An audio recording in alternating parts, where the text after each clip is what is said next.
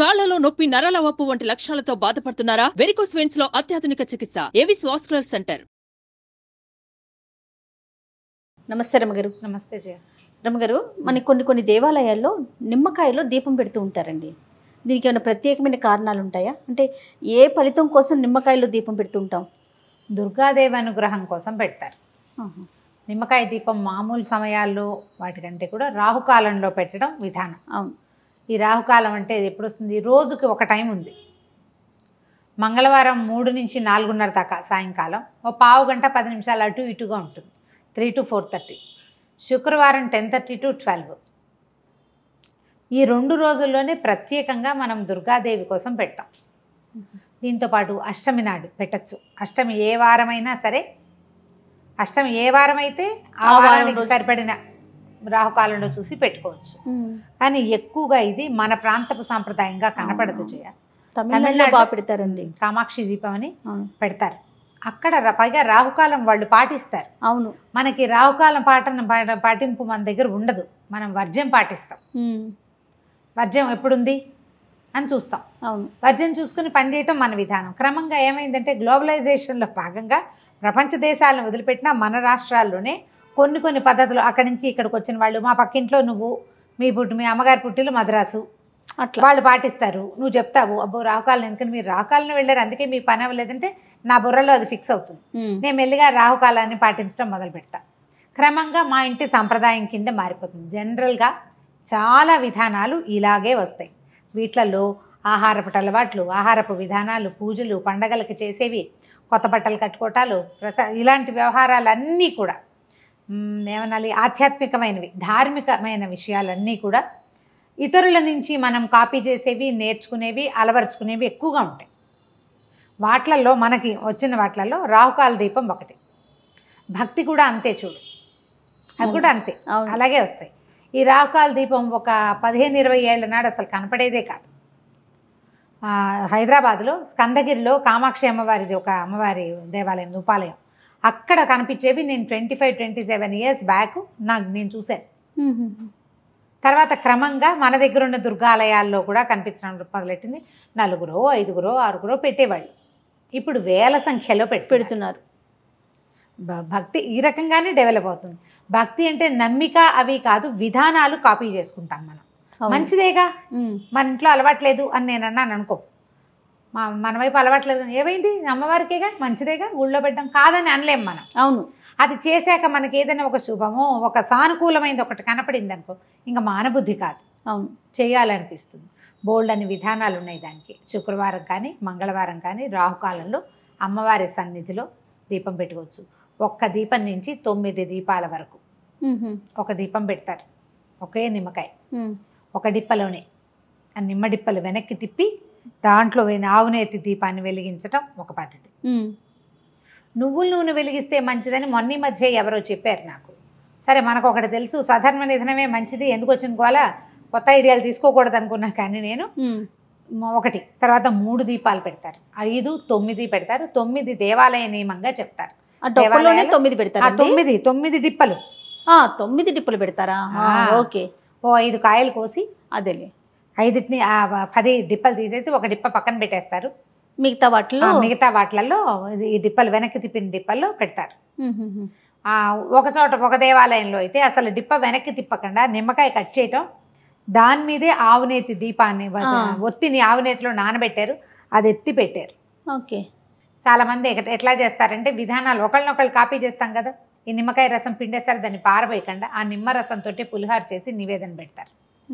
అమ్మవారు ఎట్లాగూ మన పసుపచ్చ అన్నం ఇష్టం, హరిద్రాన్నైక రసిక అని చెప్తారు లలితలో. ఆవిడకి హరిద్రాన్నం అంటే ఇష్టం, పసుపు అన్నం అంటే పులిహోర ఇష్టం.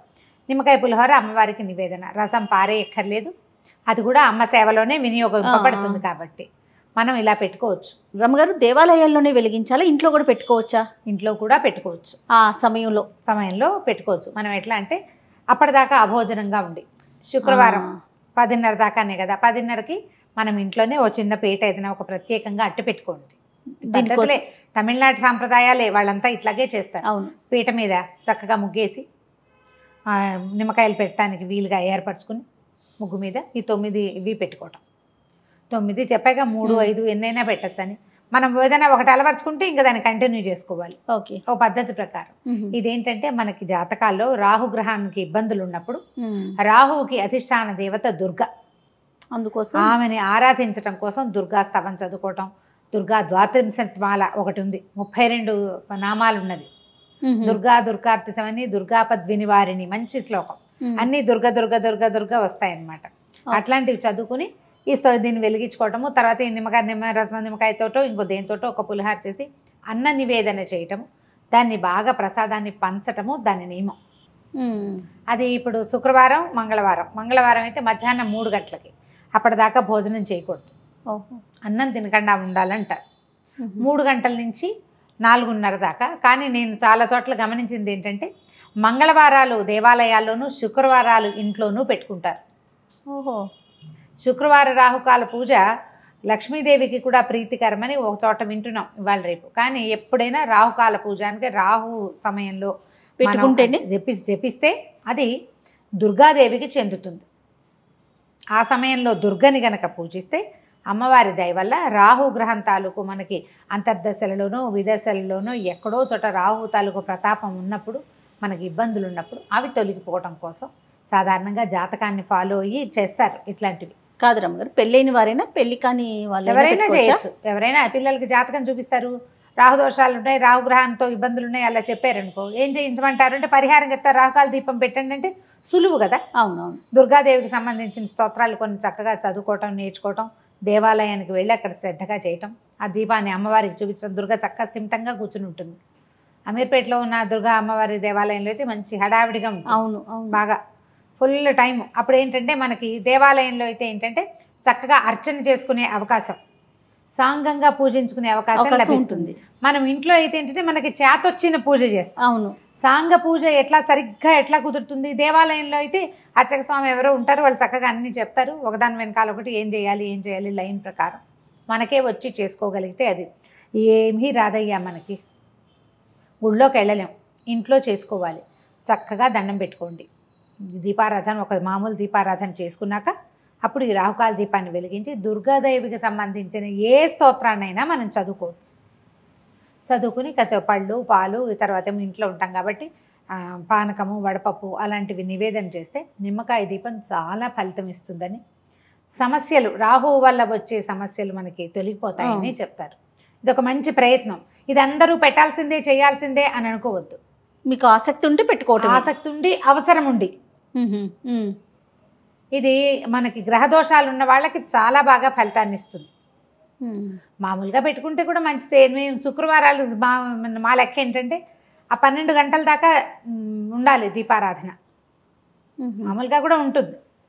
శుక్రవారం ఏదైనా కాస్త అటు ఇటుగా లేట్ అయినా, పూజ లేట్ అయినా కూడా 10:30 లోపల దీపం పెట్టాలి, రాహుకాలానికి ముందే దీపం పెట్టాలి అని పెట్టుకుంటాము. ఒక్కొక్క నియమం, మనం సింపుల్ నియమం పెట్టుకోవాలన్నమాట. మనం చేయగలగాలి కదా. ఏదైనా పెద్దది బరువు పెట్టుకోవడం సులువు, దానికోసం ఇంటిలిపాది ఇబ్బంది పడేలాగా ఉండకూడదు. ఈజీగా చేసుకుంటే కనుక ఈ మామూలుగా దుర్గా ఆరాధనే చాలా అత్యద్భుతమైన ఫలితాన్ని ఇస్తుంది. భయం పోగొడుతుంది. ఆపదలలో కూడా మన వెన్నంటి ఉండి, ఆపదలు రావని చెప్పలేం, వస్తాయి, వచ్చినా కూడా వాటిని తట్టుకోగలం, తప్పించుకోగలం, ఎవరిదైనా సహాయం లభిస్తుంది. అందుకని ఎప్పుడు దుర్గా పూజ చాలా సత్ఫలితాలను ఇస్తుంది. అందులో ఇదొక విధానం. తప్పకుండా. నమస్తే. నమస్తే. సుమన్ టీవీలో మీ పర్సనల్ అండ్ బిజినెస్ ప్రమోషన్స్ కోసం కింది నెంబర్కి కాంటాక్ట్ చేయండి.